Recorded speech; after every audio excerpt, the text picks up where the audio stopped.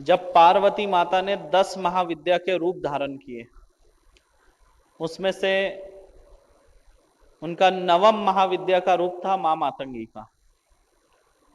और जब मां मातंगी रूप धारण की मां पार्वती ने, तो उनके इस मातंगी स्वरूप को पूजने वाले सर्वप्रथम जो देवता थे वो भगवान विष्णु थे। और मां मातंगी के आशीर्वाद से आज भगवान विष्णु इस सृष्टि के पालनहर्ता बने हुए, पालनकर्ता बने हुए। किसके आशीर्वाद से पालनकर्ता बने हैं? मां मातंगी के। तो इसलिए ब्रह्मा विष्णु महेश तीनों मां मातंगी को पूजते हैं। तो और एक बात आपको मैं बताना चाहता हूं, देखिए ये बातें आपको पता नहीं है इसलिए मैं बता रहा हूं। मतलब जब पार्वती माता ने 10 महाविद्या में से जब 9वां महाविद्या का रूप धारण किया, उस समय मार्कंडेय ऋषि जो है वो साधना में लीन थे। तो उनको अंदर से चेतना आई कि मुझे पार्वती माता बुला रही है। तो जब जिस जगह की चेतना आई उस स्थान पे जब मार्कंडेय ऋषि पहुंचे, तो उन्होंने देखा वहां पे बहुत सारे देवी देवता उपस्थित है। मतलब सभी देवी देवता उपस्थित है, केवल महादेव नहीं थे। महादेव उस वक्त कहां थे? शमशान में थे। बाकी सभी देवी देवता वहां पर उपस्थित थे। मार्कंडेय ऋषि आए और तब मार्कंडेय ऋषि जी ने पार्वती माता से कहा, तब वो मातंगी रूप धारण कर चुकी थी और सब लोग हाथ जोड़े हुए नमस्कार करते हुए उस मुद्रा में खड़े थे। और तब पार्वती माता से, मतलब मातंगी माता से, मार्कंडेय ऋषि कहते हैं कि मैं साधना में लीन था और मुझे चेतना आई कि आप मुझे बुला रहे हैं, और इसलिए मैं तुरंत साधना से उठकर यहां पर आया।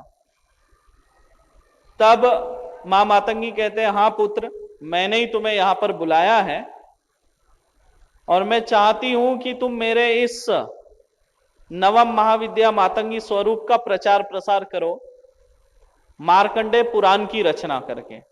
तब मां मातंगी ने मार्कंडेय ऋषि जी को आज्ञा दी और मार्कंडेय ऋषि जी ने जो है मार्कंडेय पुराण की रचना करके मां मातंगी के स्वरूप का प्रचार करते हुए बाकी भी जो 9 महाविद्या के रूप है उनका भी प्रचार प्रसार किया उन्होंने साथ ही साथ।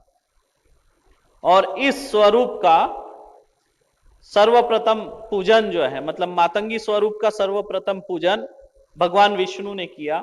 और मां मातंगी के आशीर्वाद से तब से वे जो है इस सृष्टि के पालनकर्ता बन गए। और मार्कंडेय ऋषि जी का काम था प्रचार प्रसार करना, और वो प्रचार प्रसार आज तक रुका हुआ था। अब वो प्रचार मार्कंडेय ऋषि जी के बाद मातंगी धाम से शुरू हुआ। मतलब अगर आप देखेंगे हनुमान जी के बारे में देखेंगे तो आपको हजारों उनके भक्त मिलेंगे, साधक मिलेंगे, प्रचारक मिलेंगे। लेकिन मां मातंगी के इसमें ऐसा नहीं था। मार्कंडेय ऋषि जी के बाद ये प्रचार पूरी तरह से रुका हुआ था और ये प्रचार फिर मां मातंगी धाम से शुरू हुआ। तो आप जो यहां पर आए हैं, तो आपको जो है साक्षात जगन्नाथ जी ने यहां भेजा, क्योंकि वो जिनको पूजते हैं वो है मां मातंगी, और आप उनके द्वार पर आ गए मां मातंगी के। दूसरी एक आश्चर्यचकित करने वाली बात मैं आपको बताना चाहता हूं। देखिए, जिस वक्त पार्वती माता ने मातंगी रूप धारण किया उस समय वहां पर महादेव नहीं थे, वो शमशान में थे। क्यों थे? क्योंकि आप सब जानते हैं महादेव की अर्ध शक्ति कौन है? पार्वती माता। जब पार्वती माता ने अगर मातंगी रूप धारण किया है तो उनके आदि शक्ति को पूर्ण करने के लिए भगवान शिव को भी तो रूप धारण करना होगा। तो इसलिए वे शमशान में थे और वो मतंग महादेव का रूप धारण किए थे वहां। और अगर मां मातंगी को कहीं से लाना है, हमें अगर स्थापना देनी है, तो आपको या तो उनको नदी से लाना पड़ेगा या फिर शमशान से लाना पड़ेगा। तो मातंगी माता कहां पर थी जब उन्होंने रूप धारण किया? तो नदी में थी, नदी में मातंगी माता थी और शिव जी शमशान में थे। तो इसीलिए अगर मातंगी माता की स्थापना की जाती है तो उनको या तो नदी से या फिर शमशान से लाया जाता है।